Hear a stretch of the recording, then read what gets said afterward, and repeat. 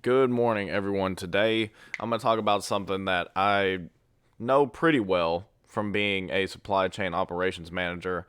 And simply put, is we're going to be talking about supply chain. And we're going to be talking about why them shelves at Walmart and Target and everything, why they empty. And we're going to be talking about why steak prices have gone from, $12 a pound to almost $20 a pound in the matter of a few months. And I know there's going to be some people that watch this and maybe they'll say, well, it's inflation. And to a certain degree, it is just a little bit, just because of, the national debt and all that. But the majority of what's happening is due to supply chain being backed up. In the port of Los Angeles right now, and you may have heard the story, but there's almost 100 ships backlogged there. And from what I read, is it takes 3 days to unload one ship. So that, I mean, if you just do the math, three times that 100 is 300 days. So there's almost a year's worth of backlog sitting right there. So that means that if you are getting anything made, let's say you're a business owner right now and you get everything made overseas, then unless you have it to where maybe you're getting a smaller portion of it and you can get it, if you're getting it sent by ship, just it's going to be sitting there for almost a year if it ends up going into the port of Los Angeles. And that's really what's happening right now is there's this huge chokehold on the ports right now, and I'm not sure really what the reason behind that is. I'm not sure if it's due to employee shortages. I'm not sure if that's due to just whatever it is. And I know that they're making it to where now it's like 24 hours, 24/7, and that's fine. But if you just imagine if that only cuts a day off. So then you're still looking at a two. So if it cuts an entire day off, that's an entire 24 hours per ship, which would be insane. That's 1/3 faster. It's still going to take 200 days to get all of those ships moved through the ports. So if you are watching this and you're really interested in getting something for your kids for Christmas, and this speaks to us because then you need to get started, is what I was going to say. You need to get started now. Because for us, we are being led to help 100 at risk youth have a Christmas. Last year, we were able to help about 33, 36.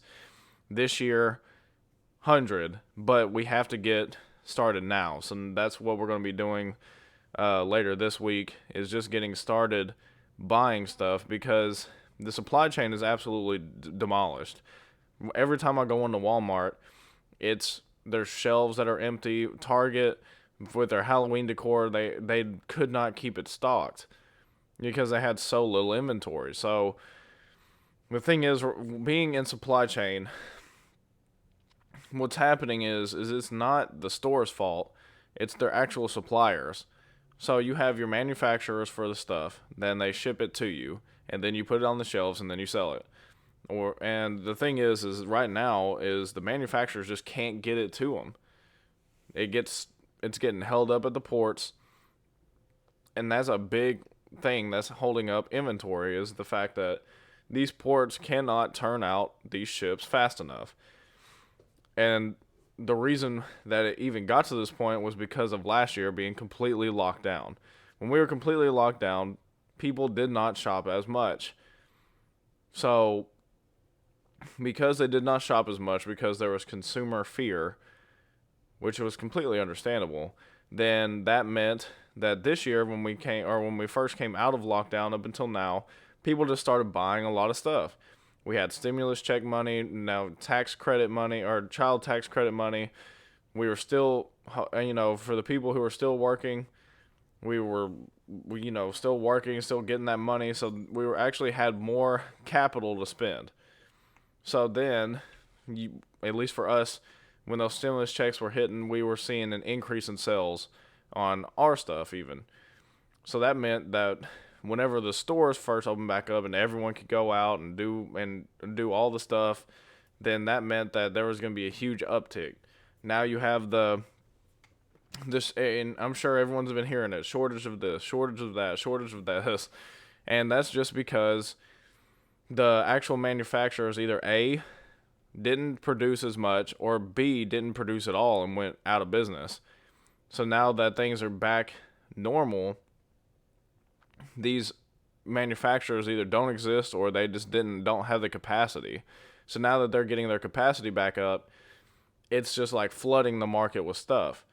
It's almost as if you walk into let's say you own a restaurant and you have a front of the house and a back of the house. Back of the house is where they cook the food, cooks and stuff.